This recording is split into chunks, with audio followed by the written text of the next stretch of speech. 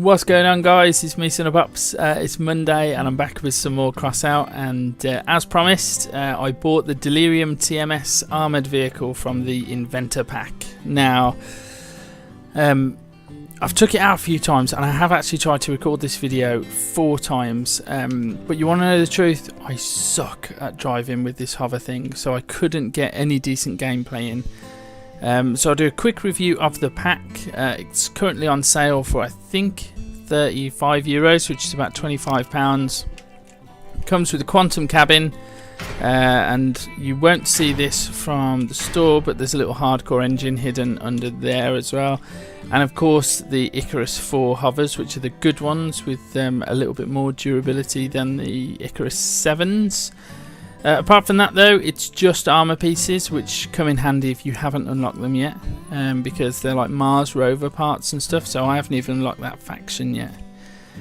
But with that being said, it's a good looking vehicle, and I can't wait to hopefully show you some good gameplay with it, so let's get to it. Oh no, before we do, it comes with 2 hovers, but the quantum cabin's got 12 energy.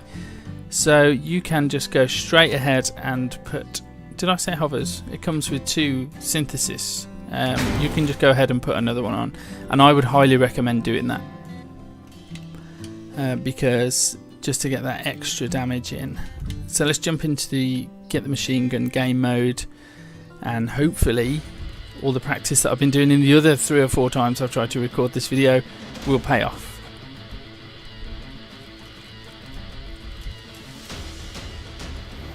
Alright, let's go. The main issue that I've got with hovers is that I'm a controller player, and in order to strafe you need to hold B. So strafing is how to drive this thing,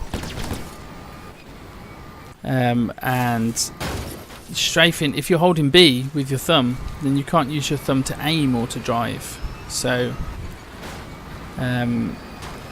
so that's the issue that I've had, although I have been getting slightly better. And I like the fact that it ignores bumps and stuff like that, and it's hard to flip over. That's my favourite part of it. It's also really fast too. I've played a couple of the domination game. Who was that? Right, who was that?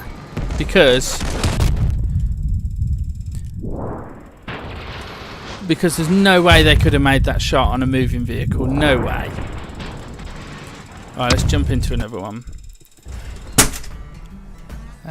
Sorry, there's something in my computer case touching on the fan of my graphics card. I don't know if it's a wire or something, but sometimes I have to bash it. Okay, so I'm just going to take it into a battle as is. That was a little bit unfortunate, that one. And we can get, I mean, I've got MVP with it once, but I was lucky. That was insane though. They would have had to have led that shot across the map with a cannon.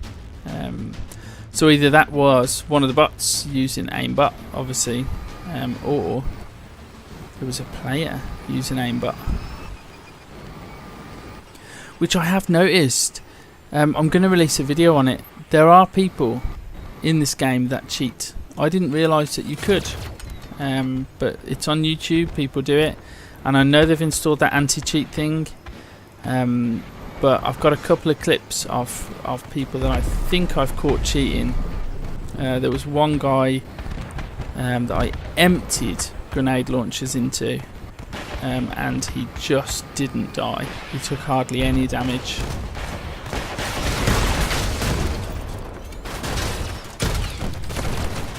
Guy's got a harvester, but he's not going to worry me because I'm flying in the air. That's another benefit of having the hovers. You don't have to worry too much about melee players because you're above them, you'll just go over them.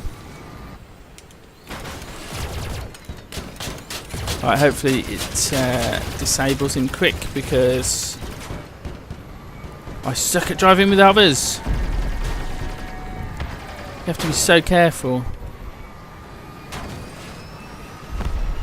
You have to sort of drift around all the corners, so if you want to turn here, you've got to start turning early.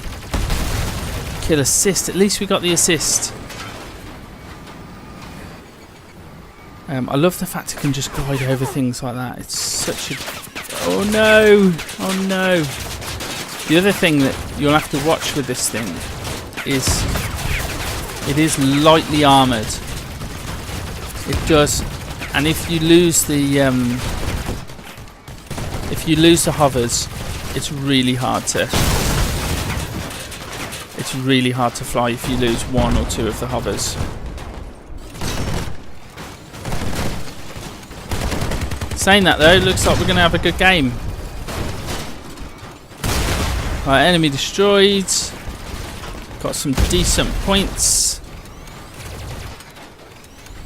Right, whoa! I think he tried to hit us then. Right, enemy destroyed. There's another guy over here. Andrew 15476. There's 2 of us on you. Right, we got him. 91 damage. Let's chase him.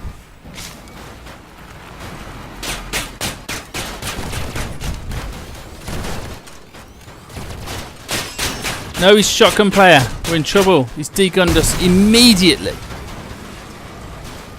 Right, do you know what? See, we've lost our hovers. Look, watch how impossible this thing is to fly now. Do you see what I mean? If you meet somebody and they get you, you're very quickly going to lose your weapons and your front hovers with the standard build.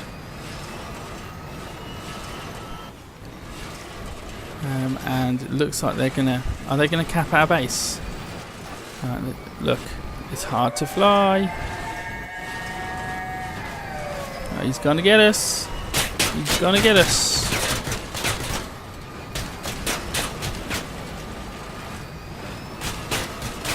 No, he's gonna get us. He's gonna get us. We were the last one standing anyway. But yeah, so 1476 points. We did okay. MVP on the losing team, 3 kills, 3 assists, and that's typical of the gameplay that I've been getting with this build. So I've been involved in all of the kills because you're just so much quicker than everyone else. You don't have to worry about bumps and hills and obstacles and stuff. So that is a big bonus with hovers, and I think once I kind of got used to driving them and maybe increase my skill a little bit, I actually think hovers are going to be an advantage, but not right now. So in terms of improvements to the build, I would try and arm these front things up,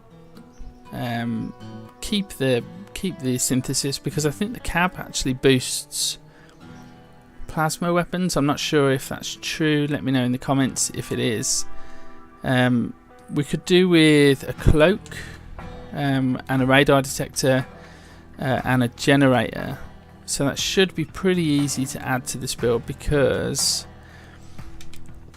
so if we put on a heavy generator, if we put that underneath, oh no, I didn't realise you couldn't put stuff on the bottom side of the frame. Okay, so can we do anything about the frame? Oh cool, you can remove that part of the frame. Little tip for you guys, if you buy this, right, I've just found out you can just completely remove that part of the frame and the integrity of the build is still intact, which means we can get some equipment under here. Or can we? Oh, I was putting it in the wrong place.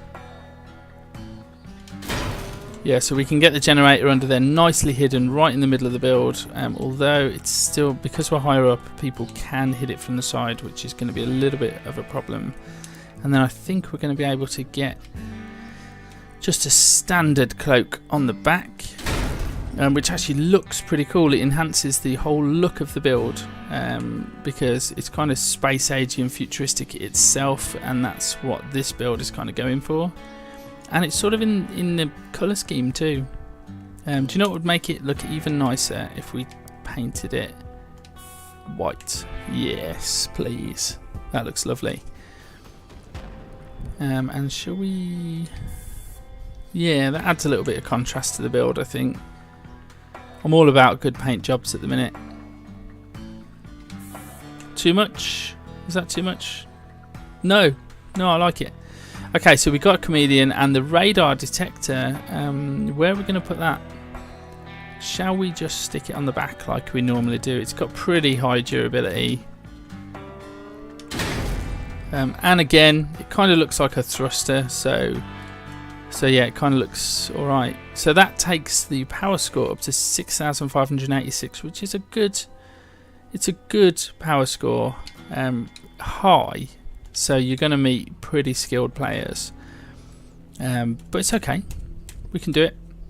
The only thing is we've got them synthesis, and whilst they're okay weapons, they don't do huge damage.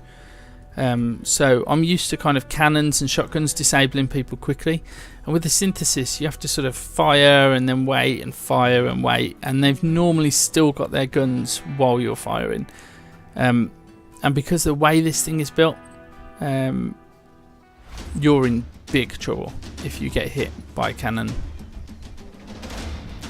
If you get hit by a shell or you meet a shotgun player, you're almost certainly out of the game. That being said though, it's fun. It's fun. And if I suppose I could start playing keyboard and mouse, that would help me with the strafing. It would probably improve my gameplay as well, because most people think that one of the advantages a PC player would have is they could play keyboard and mouse. Obviously, I always stay with the controller. See, we don't want to get involved in that long-range firefight. So let's cloak.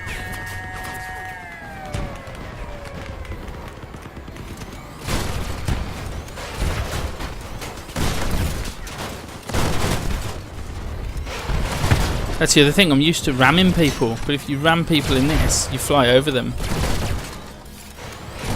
He's a bot anyway. And he's not playing very well for a bot.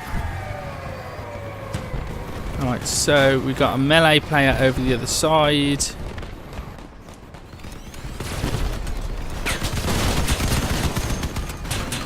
I like being able to just turn as well, just on the spot.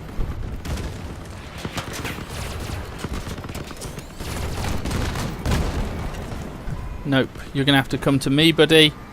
And I'm going to cloak. Wow, look at that. Look how beautiful that is.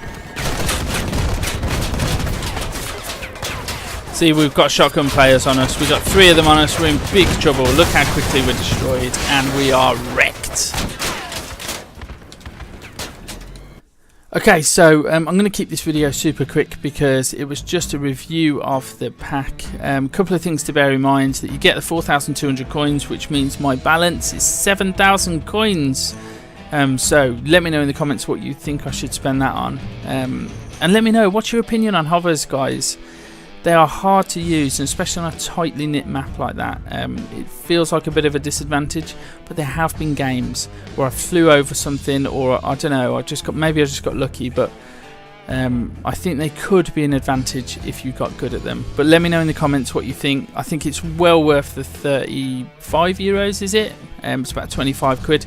It's well worth it, even if you just sell all the stuff and use the coins to buy something else. And it's a fun, badass looking vehicle. So until the next video, I will see you later.